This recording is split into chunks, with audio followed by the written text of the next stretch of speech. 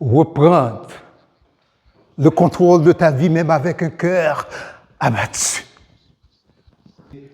Avez-vous déjà essayé de garder le sourire, de faire semblant, alors que votre cœur était en miettes? Avez-vous déjà joué le rôle de la personne forte, mais une fois seul, vous vous sentez vide comme un sac à linge dégonflé dans un coin? Si vous vous reconnaissez dans ces mots, sachez que ce n'est pas juste un discours, c'est une main tendue, un rappel, une étincelle. Nelson Mandela a dit: la plus grande gloire dans la vie ne réside pas dans le fait de ne jamais tomber, mais de se relever à chaque chute. Vous savez, moi aussi, j'ai connu la chute, une rupture, un choc, un brouillard. Je me levais avec une boule au ventre. Je me couchais avec cette question: est-ce que je vais m'en sortir un jour? Mais le plus insidieux, ce n'est pas la peine, c'est le doute de perdre ses repères, de ne plus savoir qui l'on est. Une douleur qu'on garde pour soi, parce qu'on croit que personne ne pourrait vraiment comprendre nos mal-être, nos douleurs, nos peines. C'est ce qu'on appelle une douleur dans l'âme. J'en sais rien. Peut-être que toi aussi, tu connais ça. Ce moment où tu fais semblant d'aller bien, et alors, à l'intérieur de toi, tout rit. Mais laisse-moi te dire une chose, ce que tu ressens est légitime. Ah, il est possible de le transformer pour monter en puissance.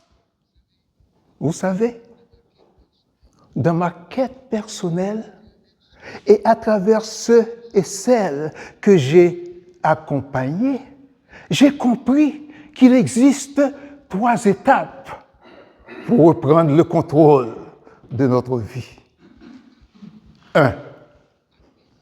Apaiser ton esprit. Respire profondément. Expire. C'est simple, mais tellement puissant. C'est comme appuyer sur pause dans un monde trop bruyant pour se calmer. 2. Rebâtir ta confiance. Rappelle-toi, à une réussite, même petite, même à l'école, ce souvenir est une graine. Arrose-la chaque jour et elle deviendra force. 3e, attirer des relations saines.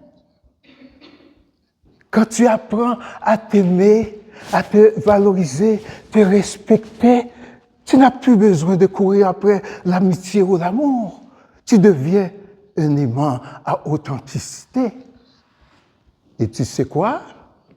Un aimant attire ce qui lui ressemble. Tu n'as pas été brisé, même quoi que tu penses. Tu n'as été secoué pour que tu regardes à l'intérieur de toi et voir ta lumière n'a jamais cessé de briller. Ce n'est pas la fin de ton histoire. C'est un nouveau chapitre. Et il commence aujourd'hui. Alors, maintenant, si tu veux bien, je t'invite à vous mettre debout avec moi, tout le monde ensemble, s'il vous plaît. Et répétons ensemble, et avec force et conviction.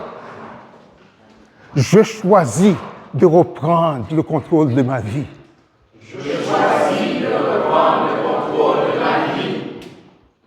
Je choisis de me relever après chaque chute. Je choisis de laisser ma lumière briller. Et attirer des relations authentiques et positives.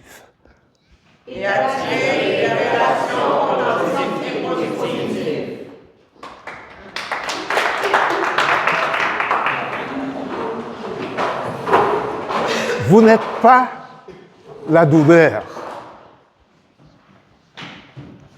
Ce qui est arrivé ou ce qui s'est passé dans votre vie n'est pas vous-même, c'est juste une alarme pour vous faire prendre conscience qu'il est temps de rentrer à l'intérieur de vous, savoir c'était quel message qu'il voulait m'enseigner, cette douleur-là, cette peine-là, ce problème-là, et rentrer à l'intérieur de vous, trouver votre lumière.